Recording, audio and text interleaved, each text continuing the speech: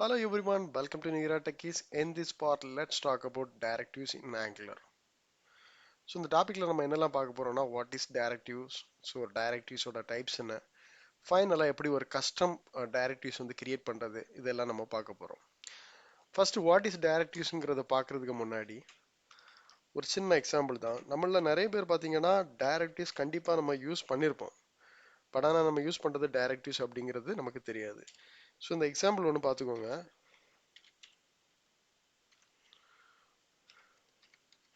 So இங்கே பார்த்தீங்கன்னா நான் வந்து என்ஜிஎஃப்ங்கிறத ஆட் பண்ணியிருக்கேன். ஸோ நம்ம எல்லாருக்கும் தெரியும் கைண்ட் ஆஃப் இப் கண்டிஷன் அப்ளை பண்ணுறதுக்கான சின்டாக்ஸ்ன்றது தெரியும். ஆக்சுவலாக அந்த என்ஜிஎஃப்ங்கிறது என்ன, இது ஒரு ஆட்ரிபியூட்டா இல்லை ப்ராப்பர்ட்டியா அப்படின்னு கேட்டிங்கன்னா இதுவும் ஒன் ஆஃப் த டைரக்டிவ்ஸ் தான். ஸோ இதே மாதிரி நமக்கு நிறைய டைரக்டிவ்ஸ் இருக்குது. ஸோ அதை போயிட்டு நம்ம ஆங்குலரோட அஃபிஷியல் சைட்லேயே போய் பார்க்கலாம். ஸோ நான் அந்த லிங்கை வந்து கமெண்ட் பாக்ஸில் வந்து போஸ்ட் பண்ணியிருக்கேன். ஸோ இதில் பாருங்கள்.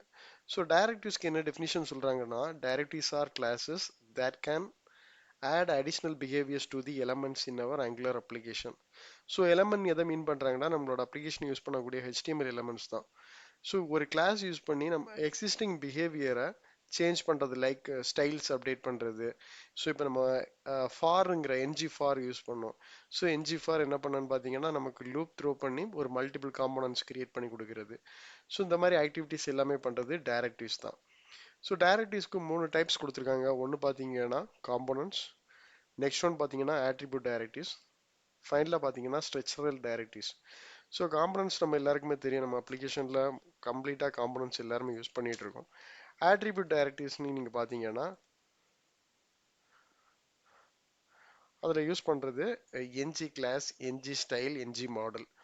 ஸோ நம்ம என்ஜி கிளாஸ் யூஸ் பண்ணியிருப்போம் இந்த மாதிரி டைரெக்டாக கிளாஸஸ் பைண்ட் பண்ணுறதுக்கு. சேம் வே ஸ்டைல் கூட.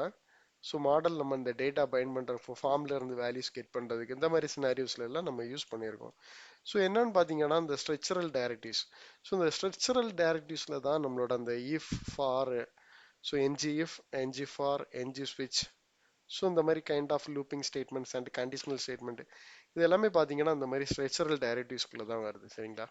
ஸோ இப்போ ஒரு பேசிக்கான ஒரு ஐடியா நம்ம எல்லாருக்குமே கிடைச்சிருச்சு. ஓகே, டைரக்டிவ்ஸ் நம்ம யூஸ் பண்ணிட்டு இருக்கதான்.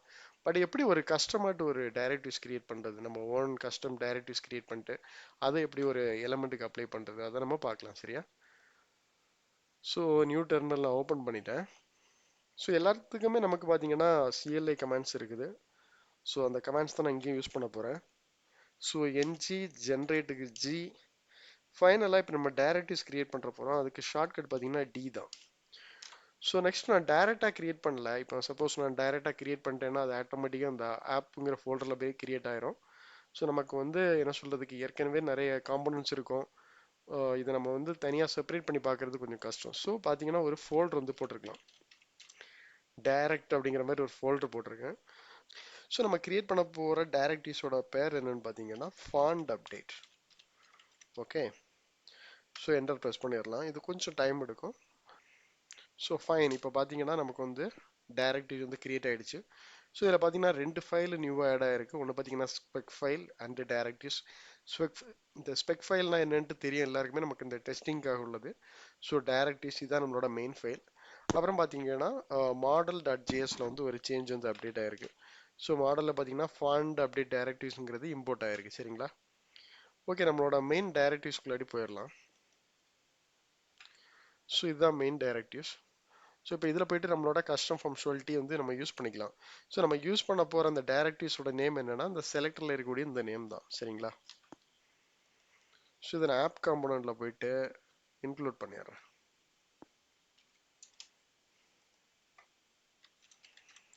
டெஸ்டிங் அப்படிங்கிற மாதிரி நான் நேம் கொடுத்துருக்கேன். ஓகே, இப்போ பார்த்தீங்கன்னா அப்ளிகேஷன் ரன் ஆயிடுச்சு. ஸோ இப்போ பாருங்கள், இந்த டெஸ்டிங் அப்படிங்கிற ஒரு நேம் வந்து ஆட் ஆயிருக்கு.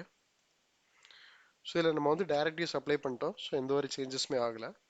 ஏன்னா நம்மளோட டைரக்டிவ்ஸில் நம்ம ஃபங்க்ஷனாலிட்டி எதுவும் இன்க்ளூட் பண்ணல. ஸோ ஃபங்க்ஷனாலிட்டிஸ் நம்ம இன்க்ளூட் பண்ணிடலாம்.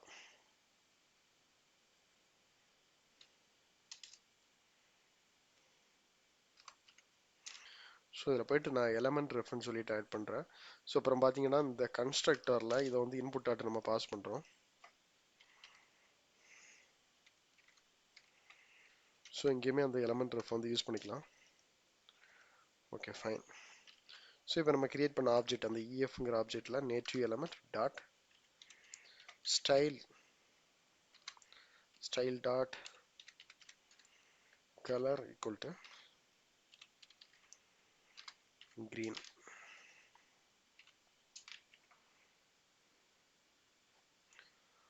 ஓகே, இப்போ பாருங்க அந்த ஸ்டைல் போயிட்டு green ஆட்டு அப்டேட் ஆயிடுச்சு. ஸோ நெக்ஸ்ட் பார்த்தீங்கன்னா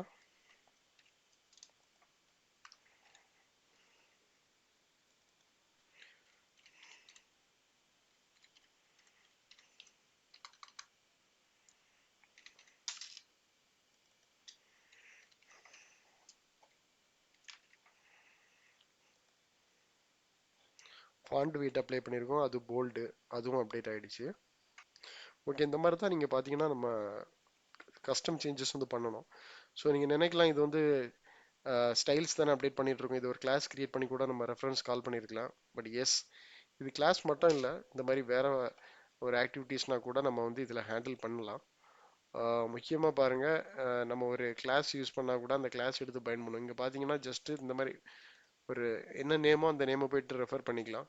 ஸோ இந்த மாதிரி கொஞ்சம் யூஸ் பண்ணுறதுல ஒரு கம்பேட்டபிலிட்டினஸ் இருக்குது. அது மட்டும் இல்லாமல் ஃபங்க்ஷுவாலிட்டிஸ் லெவலில் கூட இதை ஹேண்டில் பண்ணலாம். ரியல் டைமில் சம் லாஜிக்ஸ் வர அது மாதிரி கூட நம்ம அப்ளை பண்ணிக்கலாம். ஸோ ஹோப்லி இந்த வீடியோ உங்களுக்கு அண்டர்ஸ்டாண்ட் ஆயிருக்குன்னு நம்புறேன். இதில் ஏதாவது கிளாரிஃபிகேஷன் இருந்துச்சுன்னா நம்மளோட கமெண்ட் பாக்ஸில் வந்து போஸ்ட் பண்ணுங்கள். ஸோ நம்மளோட அடுத்த டாப்பிக்கில் பார்த்தீங்கன்னா எப்படி சர்வீசஸ்லாம் நம்ம அப்ளிகேஷனில் கன்சியூம் பண்ணுறது அதை டீட்டெயிலாக பார்க்கலாம். தேங்க்யூ ஃப்ரெண்ட்ஸ், தேங்க்ஸ் ஃபார் வாட்சிங் அவர் வீடியோ.